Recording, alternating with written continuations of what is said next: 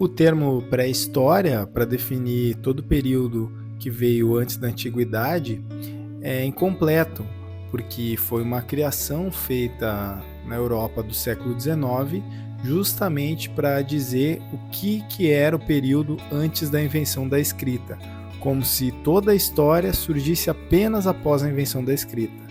E o que não ocorre, a gente percebe que a complexidade cultural de diferentes povos torna eles com uma história tão rica ou mais enriquecida do que os povos com escrita. A escrita não é parâmetro para definir o que é ou não é história. Além disso, outra simplificação desse termo é que ele não leva em conta fontes materiais importantíssimas utilizadas também na história, como a utilização de fósseis, cultura material, por exemplo, encontrar jarros antigos na Grécia Antiga ou jarros feitos de barro nos povos originários do Brasil. Todos esses vestígios são sim fontes históricas e comprovam a historicidade desses povos.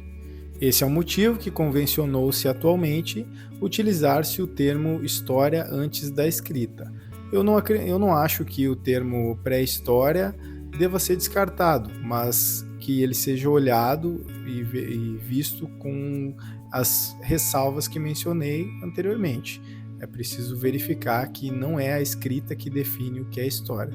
Mas, por exemplo, manuais antigos, livros antigos vão continuar com o termo pré-história e a gente vai precisar lidar com essas informações e verificar que são livros de sua época. Vamos então para a divisão do período da história antes da escrita. Primeiro período, Paleolítico, e depois para o Neolítico.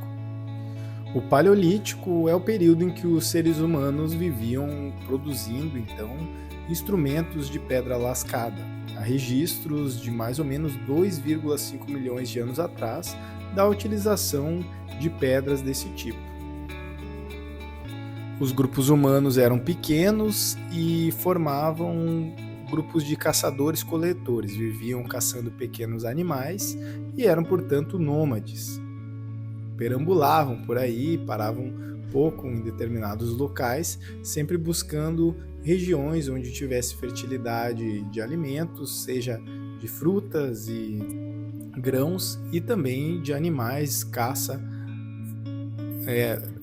O nomadismo também permitia que houvesse flexibilidade na mudança de local, caso houvesse um incêndio, mudança climática, a capacidade de mudar de lugar rapidamente permitia uma melhor probabilidade de sobrevivência desses grupos. Os vestígios mais antigos, tanto dos primeiros australopitecinos e muito posteriormente, os primeiros Homo sapiens, foram todos encontrados na África, no continente africano. Pode-se dizer, então, uma espécie de simbologia que a África é, então, o berço da humanidade. Foi lá que os primeiros fósseis dos seres humanos foram encontrados. E foi durante o Paleolítico também que os primeiros hominídeos, nomeia-se o Homo erectus, nomeadamente o Homo erectus, foram os primeiros que migraram da África, conseguiram sair do continente africano e migrar para outras regiões além África, né? Então foram para a região do Oriente Médio, região da África, dentre eles então o Homo erectus e o Homo neanderthal. Sobre esse aspecto da migração, o autor Walter Neves comenta no livro Assim Caminhou a Humanidade. Aqui um trecho do livro. Até recentemente, acreditava-se que a saída dos hominídeos africanos não tinha ocorrido antes de 1 milhão de anos atrás. Mas as impressionantes descobertas reacenderam muitos debates sobre a data e as razões para a dispersão dos hominídeos para fora da África. Os fósseis mais antigos agora apontam para uma rápida expansão do Homo erectus para fora daquele continente por volta de 1,8 milhão de anos atrás. Encontramos essa espécie presente em locais tão distantes como Dmanisi, na Geórgia, há cerca de 1,77 milhões de anos, e Sangiran, na ilha de Java, em torno de 1,6 milhão de anos atrás. As recentes descobertas, então, mostram que o ser humano migrou há mais tempo do que a gente pensava. 1,8 milhão de anos é bastante tempo e demonstra que a capacidade cognitiva que torna os primeiros hominídeos, como o Homo erectus, o topo da cadeia alimentar, ou seja, ele tem a capacidade de se mover muito mais do que chimpanzés, por exemplo, ou animais em geral.